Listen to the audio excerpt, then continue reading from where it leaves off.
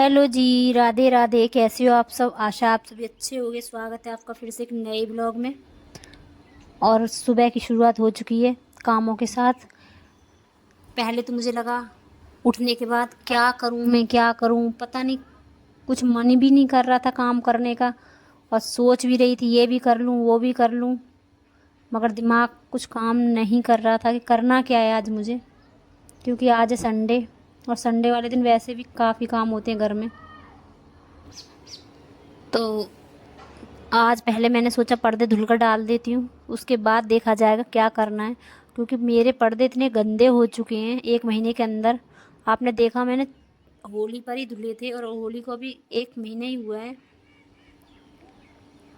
और आप पर्दों का कलर देखना, उसमें से जो गंदगी निकलेगी उस गंदगी का पानी देखना। कोई बोलेगा पता नहीं कितने महीने हो चुके हैं इनके पर्दे धुले ही नहीं हैं। तो इतनी धूल भरी गंदगी हवा चल रही है, इतनी गंदी हवा चल रही धूल भरी हुई कि बस पूछो मत। बाहर तो बाहर अंदर तक जा रही है। बेड की रैक, ड्रेसिंग टेबल, छोटी छोटी चीज़ों पे भी वो धूल जम जाती है। और इतनी छोटी छोटी चीज़ों पे ध्यान भी नहीं जाता है। मेन मेन चीज़ों पर जहाँ ध्यान जाता है, आज ये चीज़ साफ़ करनी है तो फटाफट से हम कपड़ा मार देते हैं। बेड की रैक है, ड्रेसिंग टेबल है, बेड है, फ़ोटो हैं, ये चीज़ है, वो चीज़ है, हम कपड़ा मार ही देते हैं। फिर भी छोटी छोटी चीज़ों पर धूल जमी जाती है। तो आज मैंने रैक पर अचानक हाथ मारा, ऊपर वाली मेज अलमारी में, तो काफ़ी गंदगी लगी मुझे धूल की। तो मैंने सोचा चलो आज यही साफ़ कर लेते हैं। तो आप देखो पानी, आपने देखा मेरे कपड़ों का पानी, पर्दों का पानी देखा, पर्दों का कितना गंदा पानी हो गया है। कोई अचानक से देखेगा तो बोलेगा पता नहीं कितने महीनों से इनके पर्दे धुले ही नहीं हैं। पर्दे हर महीने धुलने पड़ते हैं मुझे।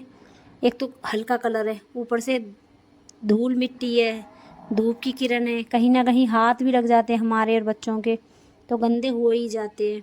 तो मैंने सबसे पहले पर्दे ही धुलकर सुखाए, बाकी काम बाद में किया है। और बीच में चाय के बर्तन साफ़ कर दिए। और सिंक की जो जाली है उसमें फंस गया खजूर का बीज, तो वो इस खजूर का बीज निकालने की कोशिश कर रही थी मैं, मगर मुझे लास्ट में पूरी पाइप ही निकाल कर बाहर करनी पड़ी। फिर मैंने खजूर का बीज निकाला। तो कर देती हूँ सिंक साफ़, और बैठ के करूँगी अच्छे से पाइप साफ़, क्योंकि इसमें बीज फंस गया है अंदर, तो काफ़ी भारी पड़ रहा है मुझे निकालना।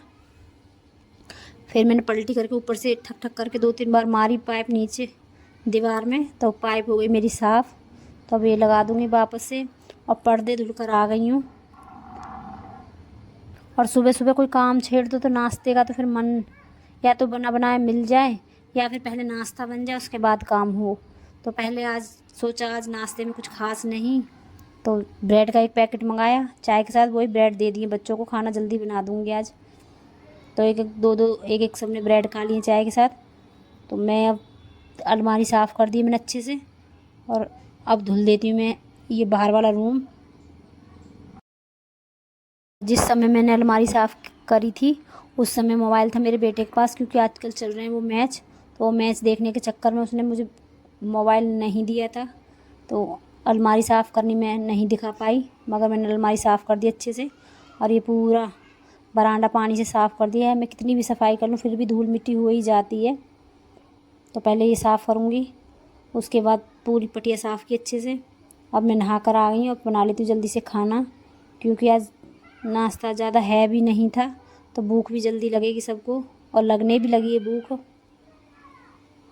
तो तेल चढ़ा दिया है, इतनी देर में मैं खीरा काट लेती हूँ।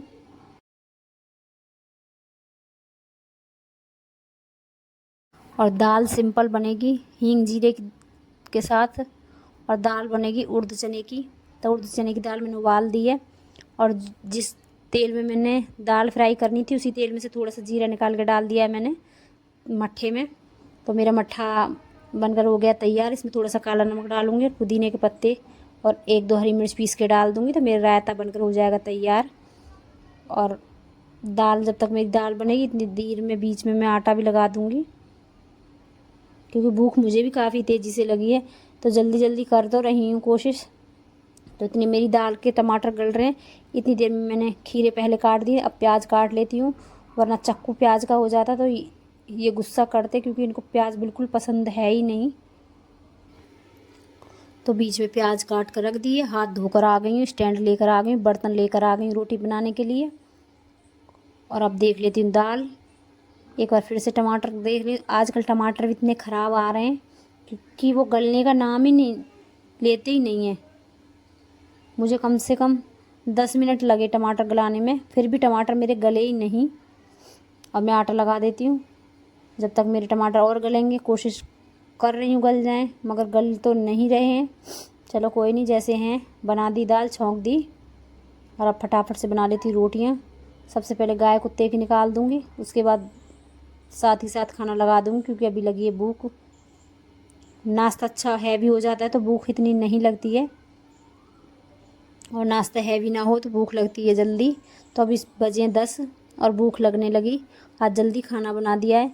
तो दाल रोटी बनाने के बाद बनाए थे मैंने चावल बाद में। चटनी मैंने बना ली है, रायता बनकर हो गया मेरा तैयार। तो लगा देती हूँ साथ के साथ थाली भी, और गाय कुत्ते के लिए भी निकाल दूँगी, और इनके लिए भी, सबके लिए खाना लगा दूँगी। और रोटियाँ बनाने के बाद वही फिर रोटी खाने के बाद रोटी बनाना और खाना, उसके बाद यही फिर से काम, बर्तन साफ़ करने, गैस साफ़ करनी, पूरी रैक साफ़ करो। उसके बाद थोड़ी देर आराम किया, पर्दे लेकर आ गई। तब तक पर्दे भी सूख चुके थे। तो खाना शाना खाकर तुरंत पर्दे लगा दिए, क्योंकि फिर हवा चल रही है तो फिर अंदर तक हवा आती है गर्म। तो साथ ही साथ पर्दों की हवा भी निकल गई, क्योंकि आजकल धूप इतनी तेज़ है और हवा भी तेज़ है। तो पर्दे ज़रा सी हवा से सूख गए थे। और ला के लगा दूँगी पर्दे।